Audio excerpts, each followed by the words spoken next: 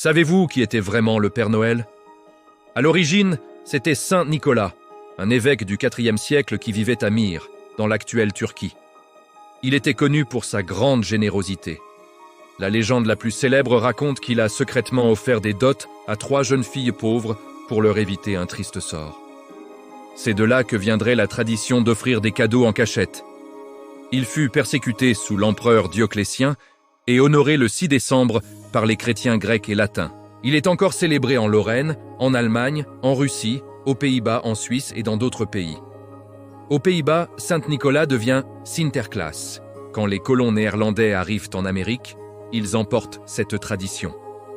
Sinterklaas devient progressivement Santa Claus. En 1823, A Visit from St. Nicholas, un poème attribué à Clement Clarke Moore, décrit Santa Claus comme petit, joyeux, barbu, habillé chaudement pour l'hiver. On s'éloigne du religieux, on entre dans le folklore hivernal. C'est le dessinateur américain Thomas Nast, 1860-1880, qui fixa les bases visuelles du personnage. Vieil homme rond, barbe blanche, manteau épais, ceinture, bottes. Les couleurs variaient encore, vert, brun, rouge. Mais la silhouette moderne était née. Ensuite vint la campagne publicitaire de Coca-Cola en 1931, qui fixa son image définitive. Grand, chaleureux, joyeux, manteau rouge vif, bordure blanche, ceinture noire, bonnet rouge. Ces couleurs correspondent à la tradition ancienne, mais aussi aux couleurs de Coca-Cola.